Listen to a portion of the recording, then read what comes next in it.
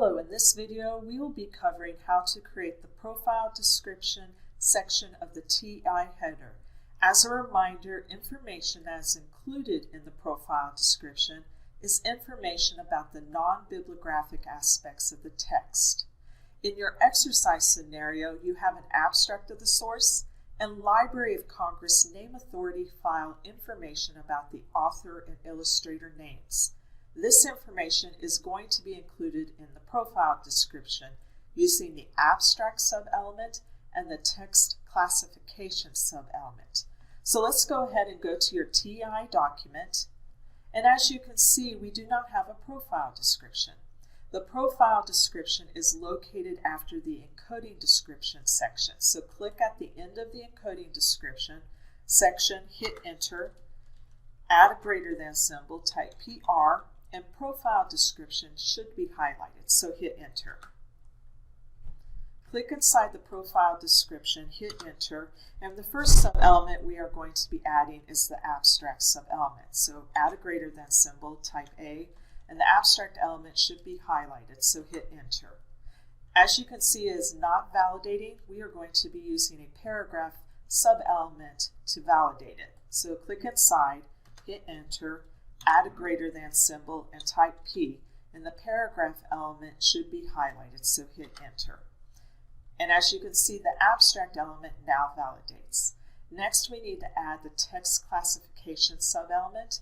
So click at the end of the abstract element, hit enter, add a greater than symbol, and type TEX, and the text classification element should be highlighted, so hit enter. Click inside the text classification element and hit enter. Now before I go into what subelements we will be using here, I want to go back up above to talk a little bit further about the classification declaration element where we added information about the local taxonomy for the encoder names. As you can see, we added the ID for the encoder taxonomy and also an ID for each of the encoder names. The reason why I'm pointing this out is this information is going to be in a pop-up window when you add attributes further down in the TI document, like we are going to add attributes in the text classification, which I'll go into further detail on what specific attributes we will be using there. The point is that sometimes you do not want that information to appear when you are adding an attribute that needs to contain other information. So I'm going to show you how that works and how to remove that pop-up window. So let's go back down to your text classification element. And the elements we will be using here is the keywords element and its subelement, the term element, to capture the Library of Congress name authority file information. The attributes we will be using is the scheme attribute. The scheme attribute includes information about controlled vocabulary. In our case, that controlled vocabulary is the Library of Congress name authority file, and we are going to add a unique resource identifier in the scheme attribute. The other two attributes will be located in the term element. And the first one is the key attribute, which provides an externally defined coded value of some kind. And in our case, that's going to be the authoritative version of the author and illustrator name. The last attribute we will be using in the term element is the ref attribute. This provides an explicit means of locating that full definition of the author and illustrator name. And in our case, that is through a unique resource identifier. And that information will be added in the ref attribute. All this information is located on your exercise scenario. So first, let's go ahead and add the keyword subelement.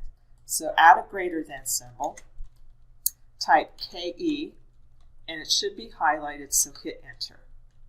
Next, we need to add that scheme attribute. And as you see, the cursor is located after the S in the opening keywords element tag. Hit the space bar, and we want the scheme attributes to type in SCH, and the scheme attribute should be highlighted, so hit enter. And as you see, the pop-up window of those encoder IDs from above appears. And to remove this, you want to hit the escape button. So go ahead and do that. And as you can see, now it's gone.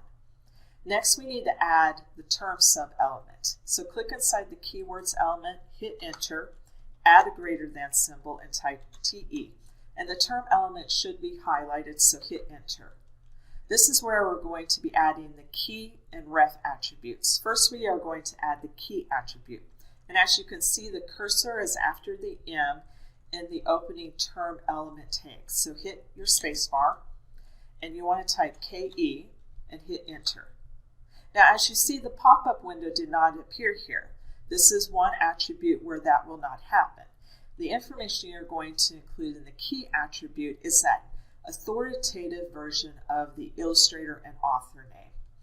Next, we want to add that ref attribute. So click your cursor so it is now located at the end of the key attribute after that last double quote, and hit your space bar.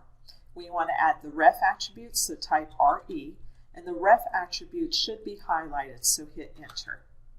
Now, as you can see, the pop-up window now has appeared with the encoder ID. So we want to do the same thing here and hit that escape button. And now it's removed. The information that's included in the ref attribute is the unique resource identifier from the Library of Congress name authority file for the author and illustrator name.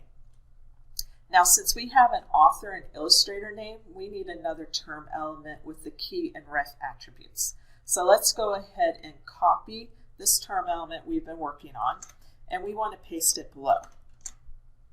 And now we have two term sub-elements that are going to be one for the author, and the other one will be for the illustrator. We have now created a profile description that includes the abstract of the source and the Library of Congress name authority file information about the author and illustrator names.